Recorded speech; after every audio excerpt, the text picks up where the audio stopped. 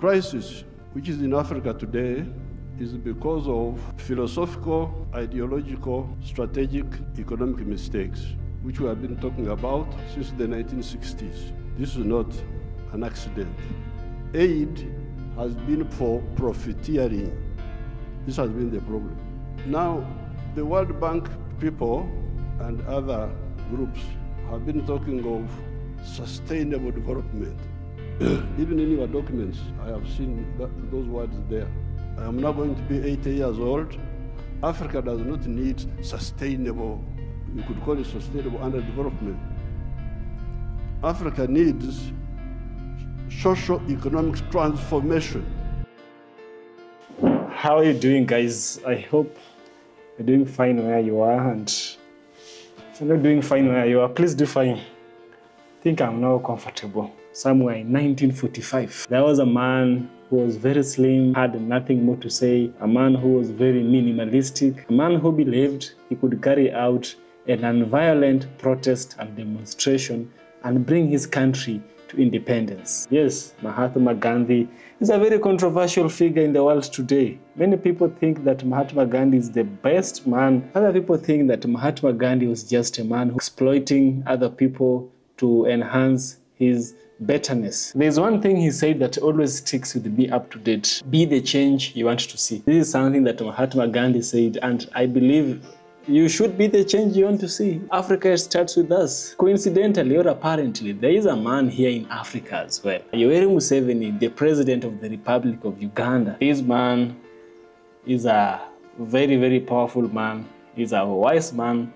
Yes, not everyone I call wise, but this one I've called him wise. This man has spoken something significant to the African people, or he has revealed the weakness that we have as black people.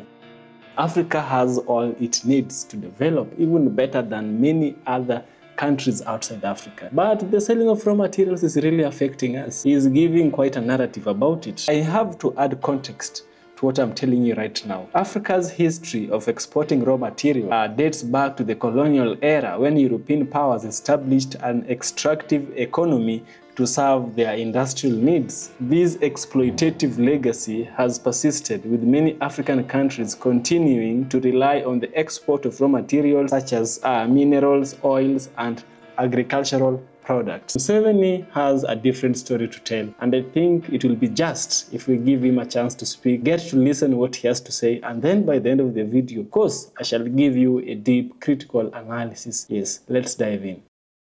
The crisis which is in Africa today is because of philosophical, ideological, strategic, economic mistakes, which we have been talking about since the 1960s. This is not an accident.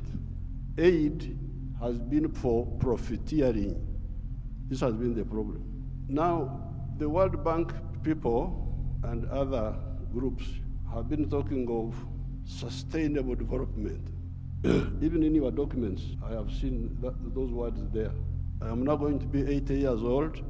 Africa does not need sustainable, you could call it sustainable underdevelopment.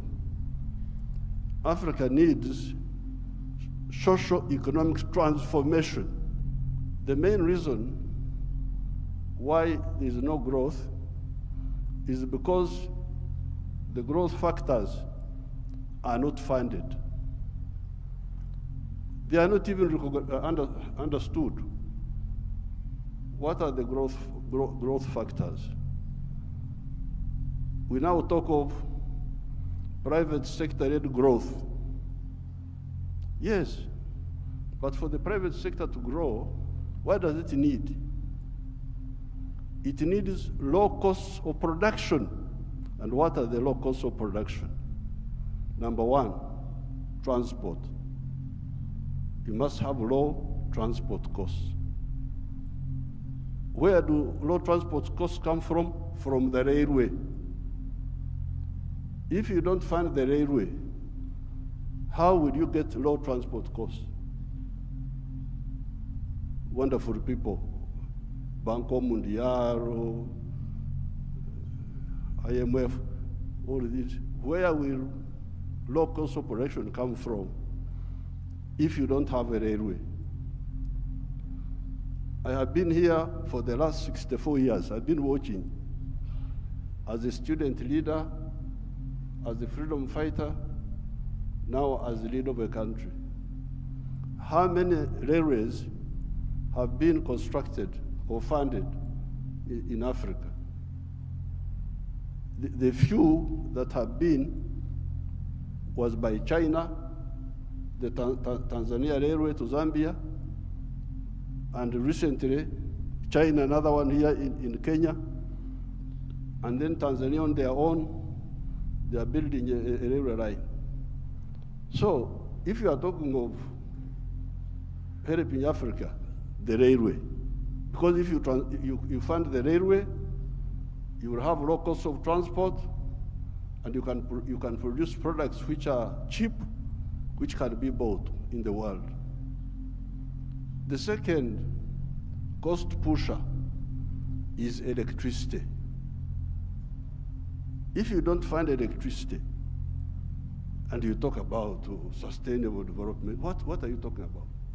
Private sector-led growth. Electricity, we must have low-cost electricity, not exceeding 5 cents per kilowatt hour. That's what I insist on in Uganda. I'm tired of all these stories. These neo-colonial civil servants who have been holding us back, I have put my foot down, say, I don't want to hear those stories. And Uganda is developing, and it will develop, because I don't entertain that nonsense anymore. Borrowing for what? Capacity building. Imagine, seminars, they call you in a hotel, you eat chapati, you eat mandazi, they say that is capacity building. Capacity building should be on the ground, not just seminars. The third one, those people who talk about private sector-led growth, private sector-led growth. I have been trying to borrow money for our UDB, Uganda Development Bank, a bank which funds manufacturers. No, I don't get support for that. Instead, they want me to go, my people to go to commercial banks. But commercial banks cannot give, those commercial banks are to encourage imports, because the only person who can borrow money and pay it back from a commercial bank is a trader who goes to China, goes to where, Dubai, brings products, sells them quickly, and pays back. So, if you are serious, I needed to hear about the low-cost funding for manufacturing, not for stories, not for what, no, manufacturing. How about funding for irrigation? So in order to stabilize, I've been trying to look for a loan for irrigation. I can't easily get it. Very difficult to get. A loan for seminars, very quick. The civil servants, what? Now finally, Uganda is a very rich country. But one of the problems we were having was that our people were outside the money economy. They were in what they call subsistence sector. They just produce for eating, produce for eating, produce for eating. So I was looking for money. Please, give me money to give coffee seedlings to these fellows who are just producing for the stomach, so that they can produce for the stomach, but also produce for the pocket, so that they join the money economy. You cannot imagine that by 2013, a few years ago, 68% of the homesteads in Uganda were still in the subsistence sector, in the non-money economy. You audit your countries. What is the situation? What is the percentage of the people? So I had now to use my own money, because I couldn't borrow money from anybody. The loans are for capacity building, for, I don't know, sometimes they give for ICT. So We said, no, everybody must be involved in the money economy. We couldn't get any support for that. But we funded it ourselves. Each year, we spend about $300 million of our own to make these villagers join the money economy by producing for the stomach, but also for the pocket. And from 2013, I was now told that for the first time, 61% of the people are in the money economy of the homesteads.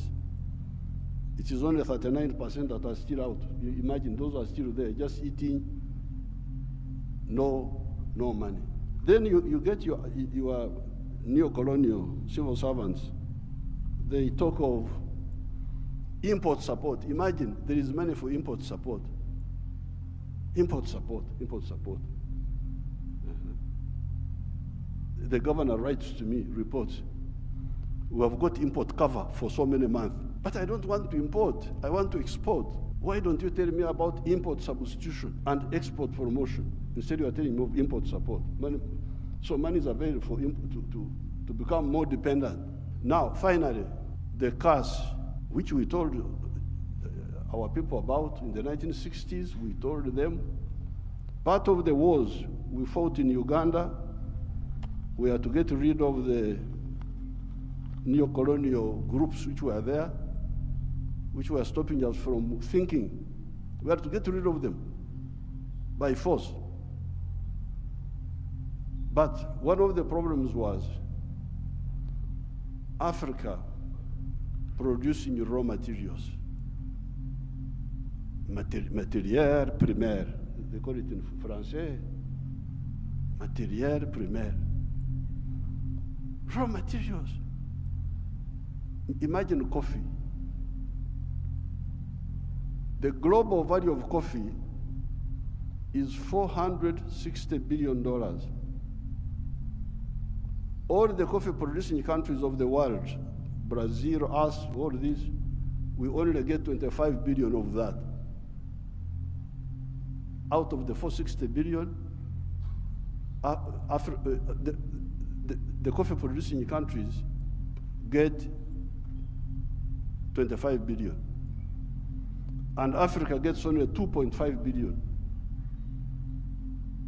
900 million of that comes to Uganda because Uganda produces a lot of coffee. A country like Germany, which has no coffee, earns $65 billion from coffee. So, I sell a kilo of coffee, good grade coffee, $2.5. Somebody in London would get $241 from that 1 kilo. Okay, there are other costs on the way. I don't want to, because he's the owner of a restaurant and so on. But coffee roasting, coffee grinding, coffee packing must happen here in Africa. It must happen at source. The shirt I'm putting on is Ugandan cotton. I don't put on foreign clothes. It's only the trousers I'm putting on because I can't go naked.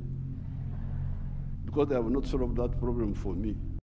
So just as I said before, Africa's history of exporting raw material dates back to the colonial era when European powers established extractive economies to serve their industrial needs.